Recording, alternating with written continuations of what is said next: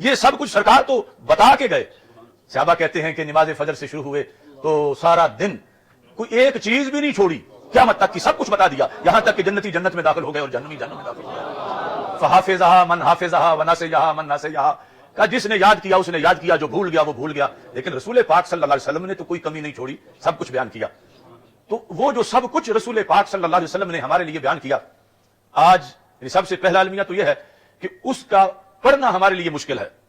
یعنی ہمارے لیے مشکل کا مطلب یہ ہے کہ اگر اس وقت نصاب امت دیکھو کہ امت کے بچے کیا سبق پڑھ رہے ہیں, تو نصاب تمہیں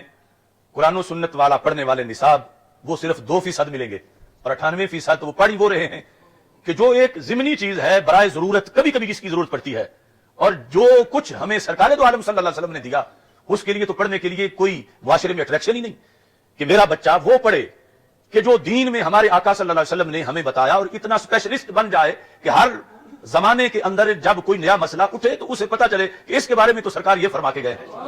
یعنی ایسے ماہرین امت میں موجود ہوں اور پھر ان کا ہر طرف ہلکا اثر ہو اور آگے کے لیے بنتے رہیں, تو پھر اس کا گزارا ہوگا. کیونکہ اس نے جانا ہے جنت میں اور رستہ بتایا ہے اللہ کے نبی علیہ السلام نے, اور ذکر اس کا پورا کتابوں میں ہے. اور اگر یہ ساری زندگی آکسفورڈ اور کیمبرج میں ہی رلتا پھرتا رہے تو اسے کیا پتا ہوگا کہ 15ویں صدی میں اس رستے کے پرابلم کیا ہیں اور سرکار نے کیسے گزرنے کا طریقہ بتایا. تو سب سے پہلے تو یعنی امت کے اندر اس چیز کی بے بسی ہے کہ اتنا دوسرے علوم کی طرف ہمیں اٹریکشن دی گئی کہ کوئی ادھر آنے کو تیار ہی نہیں, اور اگر کوئی آئے تو اس کو ڈیگریڈ کیا جاتا ہے, ڈسکریج کیا جاتا ہے کہ وہ آ کیوں گیا ہے. اور اصل یعنی لاہ عمل جو ہے وہ اس میں ہے, جو دین جو رسول پاک صلی اللہ علیہ وسلم کے فرامین آپ نے عطا کیے. یعنی اگر ہم ٹھنڈے دل سے سوچیں کہ فرض کرو چشم تصور میں کہ امت کا سب سے پہلا حصہ جن کو صحابہ کرام رضی اللہ تعالیٰ عنہ کہا جاتا ہے, جو سب سے افضل ہیں, سب سے آگے ہیں اور اس امت کے بڑے لیڈر ہیں, ان کے بچوں کا پڑھنے کا نصاب کیا تھا, کیا پڑھائی ہوئی اس وقت, پھر تعبین میں پڑھائی کیا تھی. وہاں تو ہمارے آقا صلی اللہ علیہ وسلم نے حضرت عمر رضی اللہ تعالیٰ عنہ کے ہاتھ میں تورات کے چند ورقے دیکھے تو سرکار غصے ہوئے حضرت عمر پر اور فرمایا اوا متحوکون انتم یا عمر یا ابن الخطاب, فرمایا یہ تم اپنے آپ ہی شروع کر دیتے ہو پڑھنا اس طرح. فرمایا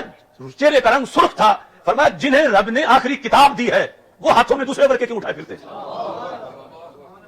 حالانکہ اگرچہ وہ حقیقی تورات اب نہیں تھی, بدلی ہوئی تھی, لیکن تھی تو اللہ کی کتاب, اس کا ایک حصہ تھا, وہ کسی بندے کی لکھی ہوئی تو نہیں تھی. یعنی جو آج یعنی اتنا ہم نے لوگوں کے گڑھے ہوئے علوم اور ان چیزوں کو اتنی ترجیح دے لی, اور اصل جو نصاب ہے جو سرکار پڑھاتے رہے, جو سرکار نے دیا. اب سوچو تو صحیح, چند ورقے جو دیکھ کے اتنے سرکار ناراض ہوئے, تو آج جب امت صبح بستے لے کر کالجوں میں جانے والے لڑکے جن کتابوں کے اندر آگے پھر اتنا ہیر پھیر ہے, اور اگر چلو ہوتا گزارے کے لیے ضرورت کے لیے 100 میں سے 5% وہ پڑھنا چلے جاتے, 95 اصل اپنا دین پڑھ رہے ہوتے, تو پھر تو اس کا جواز بھی نکلتا. اب سرکار کتنے ناراض ہوتے ہوں گے کہ میرا اصل ورثہ لینے والا کوئی نہیں. سرکار نے فرمایا تھا کہ یہ علم میری وراثت ہے, اور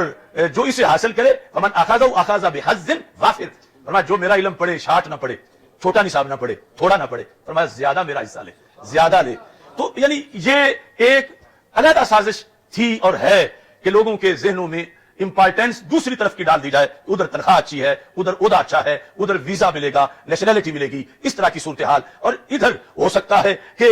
حکومت ان کو اپنے گھر بھی لقمہ نہ کھانے دے اور ان کے لیے مسائل ہوں گے, مسائل ہوں گے. تو اس بنیاد پر یعنی چھوڑتے چھوڑتے دین والا راستہ امت ساری دوسری طرف جا بیٹھی. اب ان کا دل بھی ہو دین کا پرچم بلند کرنے کے لیے, تو کتنے ایسے ہیں کہ جن کے صرف نام اسلامی ہے مگر دماغ تو انگریزی ہے, ان کے اندر سوچ غیروں کی ہے. اب یہ ہے اصل مسئلہ, وائے ناکامی متاع کارواں جاتا رہا, کارواں کے دل سے احساس سے زیاں جاتا رہا. اگر بندے کو یہ پتا ہو کہ میرا نقصان ہو رہا ہے تو وہ تو کور کرنے کی کوشش کر لیتا ہے, اور جو خوش ہو کہ میرا تو ہو ہی نہیں رہا, میں تو بڑا فائدے میں ہوں, میں نے تو بہت کچھ حاصل کر لیا ہے, تو وہ اپنا پھر نقصان کیسے کور کر سکتا.